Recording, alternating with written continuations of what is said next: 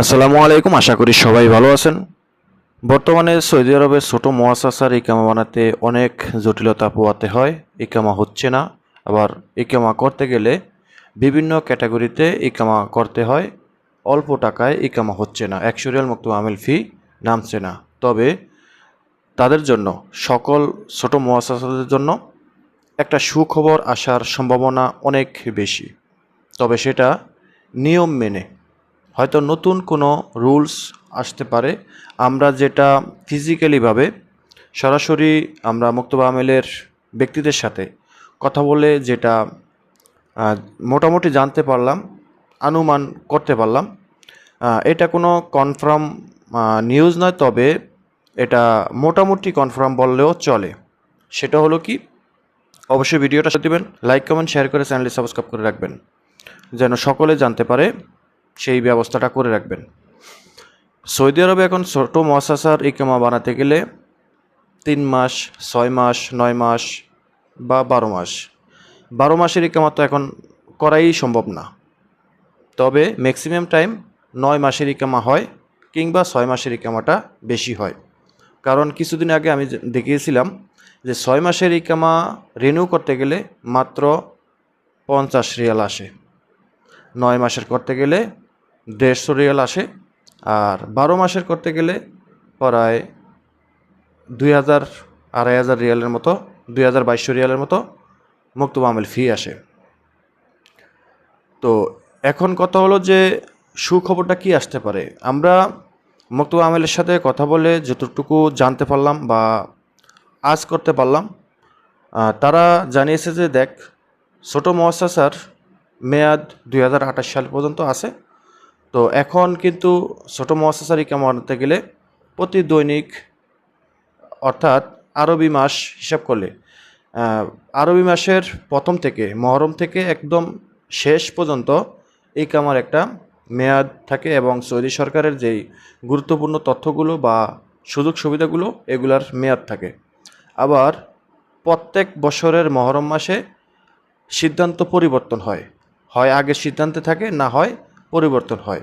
তবে সেটা নিয়ে আলোচনা গোল টেবিলে বসা হয় যে কি করবে, কোনটা করলে ভালো হবে বা কোনটা করবে না। তো 2028 সাল পর্যন্ত ছোট মুআসাসার মেয়াদ আছে যে 100 রিয়াল মুক্তব আমেল ফি নামানো যাবে। তবে এখন আর সেটা হচ্ছে না। এখন প্রতিদিন 26 রিয়াল 66 হালালা করে ইকামার মুক্তব আমেল ফি আসে, ক্যাটাগরি অনুযায়ী বা সময় সাপেক্ষে।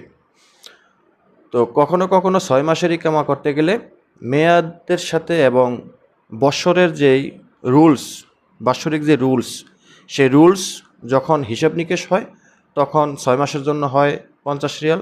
আবার কখনো কখনো 6 মাসের জন্য হয় 2000 রিয়াল বা 1500 রিয়াল, 1200 রিয়াল, এমনটা হয়। আবার কখনো কখনো 9 মাসের ইকামা করলে মোটামুটি 800-900 রিয়ালও ইকামার মুক্তব আমেল ফি আসে। আবার 2000 বা 3000 রিয়ালও আসে, আবার 9600 রিয়ালও আসে। তো এটা একেবারে একটা মানে জগা খিচুড়ির মতন হয়ে গেছে বর্তমানে ইকামা রিনিউ করতে গেলে। তো যেটা আমরা জানতে পারছি যে মুক্তব আমেলের পক্ষ থেকে যে সৌদি সরকার ছোট মুআসাসার মেয়াদ বাড়ানোর সম্ভাবনা আছে। কারণ ছোট মুআসাসাগুলোর যদি ইকামা রেট যদি এরকম 26 রিয়াল 66 হালালা করে আসে বা 9700 রিয়াল প্লাস আসে, তাহলে সৌদি নাগরিকরা সব ধরনের ব্যবসা প্রতিষ্ঠান বন্ধ করে গুছিয়ে ঘরে উঠতে হবে। তা আমাদের প্রবাসীদের চাইতে কিন্তু সবচেয়ে বেশি প্রাধান্য দিতে হবে মানব সম্পদ মন্ত্রণালয়ের সৌদিদের প্রতি। একজন সৌদি চাকরি করে না, একটা ব্যবসা করে খায়, তার একটা মুআসাসা ফার্দি আছে, অর্থাৎ ছোটো মুআসাসা আছে। তো ছোটো মুআসাসা দিয়ে একটা বাকালা কিংবা একটা দোকান, এই কফি শপ বা যে কোনো একটা ব্যবসা প্রতিষ্ঠান খুলছে, সেখানে 2জন 3জন বা 4জন লোক রাখছে পর্যায়ক্রমে। তো এখন যদি এক একজন ব্যক্তির ইকামার খরচ 9700 রিয়াল আসে, তাহলে 10,500 রিয়াল খরচ হবে।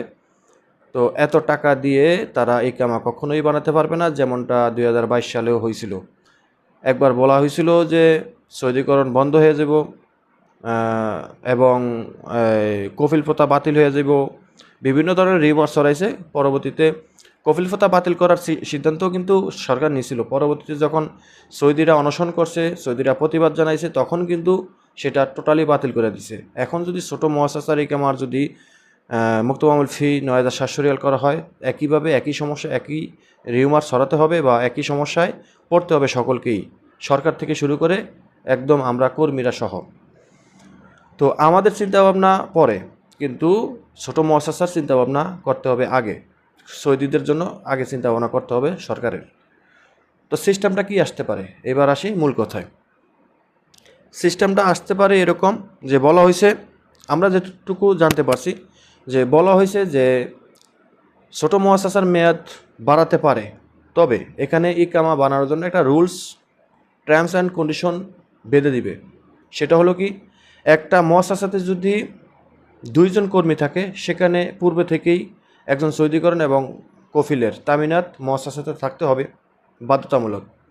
তবে সেটা আপডেট হয়ে এখন বর্তমানে চলমান যেটা, যে একজন সৌদি যদি মুআসাসাতে চাকরি করে, তার সর্বনিম্ন 1 বছর কন্ট্রাক্ট থাকতে হবে।